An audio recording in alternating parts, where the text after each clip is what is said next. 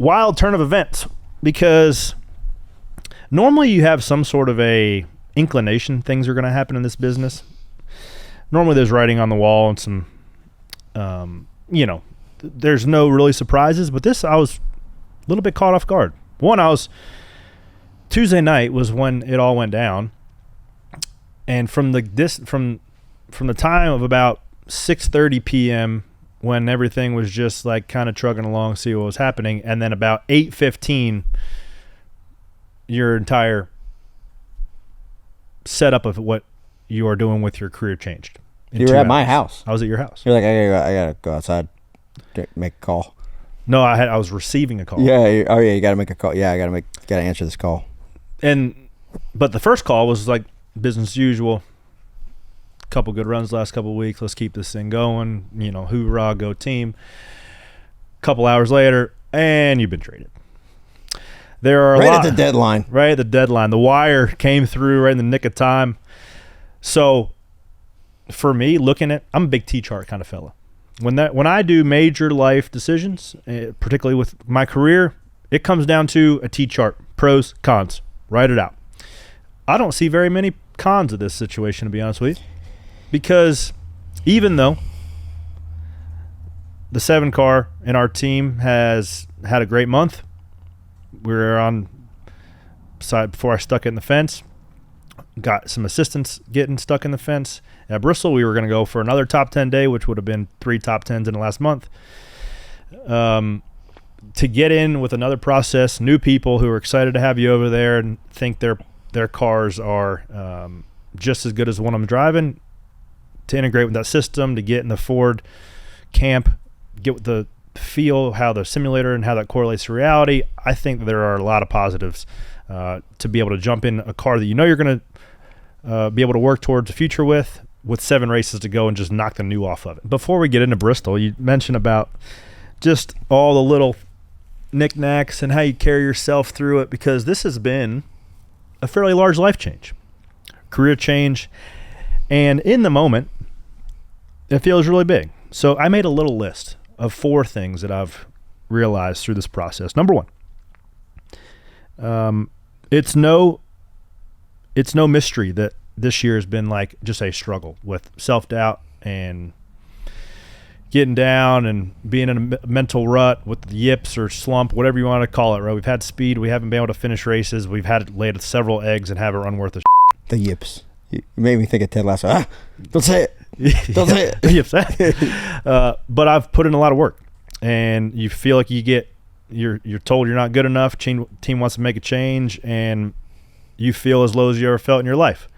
What I have realized there is only you can pick yourself up by your bootstraps. Nobody else is coming to help.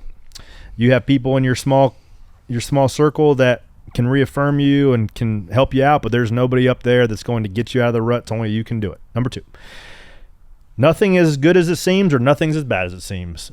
Adam Alexander told me that one time at doing Race Hub, but in life in general. Nothing's as bad as it really seems. You think that something's going absolutely terrible, and usually not that bad. And some of the best things that have happened in my life, they're not that good. And life just keeps on moving. Number 3, there's never a bridge worth burning in life. Not one. Especially in an industry as small as racing, but also just in life. Inevitably, you're going to have to walk. You're going to see somebody. What's the other saying? Be careful of the toes you step on today, because they could be connected to the ass you got to kiss tomorrow. I said that Tom Baldwin this week. That's true. I like my analogy better. Just don't burn bridges. It's not worth doing, but especially everybody listening is going to remember the toes and the ass. There's been a lot of people that have learned from our innuendos, or what's the metaphors? Whatever. Nobody knew what loaded for bear meant. I'm telling you, a lot of people were like, I'm with you on that one. I'm glad we told them. Also, Jordan Bianchi cleared up. Some people think that it's down the pipe. It's actually down the pike, like down the turnpike. Nice. Didn't know that. No, I don't use that one very often. Number 4. I lose sight of this often. I think I've said it here before, but we and a lot of people in the industry, if you make it to a professional level, you have to be very particular about just your control over the things that you can control, right?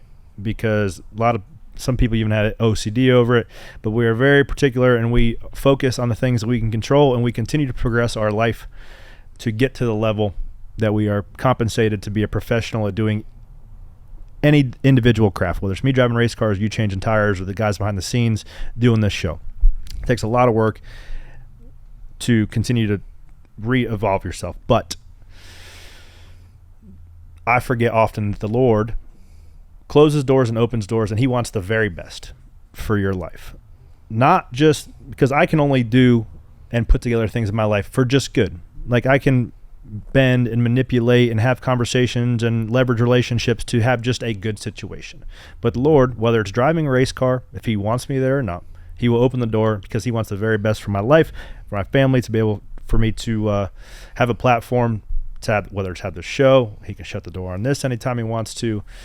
But I often forget that the Lord wants the very best, and I can only do just good, and it's probably only temporary. So I have to let go and just let this thing go where it wants to. And it's a perfect case this week that I didn't do any sort of, didn't leverage, didn't scheme behind the scenes, didn't try to make anything work that wasn't supposed to work. You literally just get traded to the next chapter of your life, and you just put your big boy pants on and show up to work on Monday morning and get after it. Well, when you say let go, right? It's not letting go, being like, all right, whatever happens. Not making phone calls. It's not being diligent. But it's you work. It's like the little kid from Will Smith's son in that movie. It's a sad-ass movie. What's that? What's that called where he's trying to get Where he's homeless? He's homeless and he's working all the time. Come on. Pursuit of Happiness. He tells that story of the guy that's out in the ocean, and he's like floating around in the ocean, and he's like, someone comes to pick him up, and they're like, hey, get in. He's like, nope, God will save me. Yeah. And then another boat comes up to pick him up, and they're like, get in. He's like, nope, God will save me. And he ends up dying, and he gets to heaven. He's like, God, why don't you save me? He said, I sent you 2 boats, dummy. Yeah, get on the boat. So like, they're having faith is important, and but you have to also work, and you also have to put the work in, and you have to continue to be the best that you can be. Yeah. And you, like you said, you control what you can control, but there is stuff that's out of your control, and when you worry about that, it consumes you. Yeah. And it's like the green Jeep, right? If you're looking for green Jeeps, you're going to see a lot of them. But if you never even think about a green Jeep, you're never going to know how many you saw. If you worry about the problems and the stuff you can't control, you're going to see it all day, all the time. Yep. And it's going to consume you. But when you worry about the few things that you can do to be better, your life gets way more abundant. And that's something I worked on to, that like gratitude. What am I controlling? I completely immersed myself last year, and we ended up going on a championship run. Now, is that why we won the championship? No. But is that why I was able to be successful in my small role to contribute to that? Yes, because I control what I can control, focused on my process, and didn't worry about everything else that I couldn't. Right. And it's relatable to anything in life. And really, like, you sit here and we say that it's a big life change. You're around a lot of different people. You're going to be flying on a different plane. You're doing the exact same job. Yeah. You have to drive the Concorde right here by the house, other than Mooresville. Yep.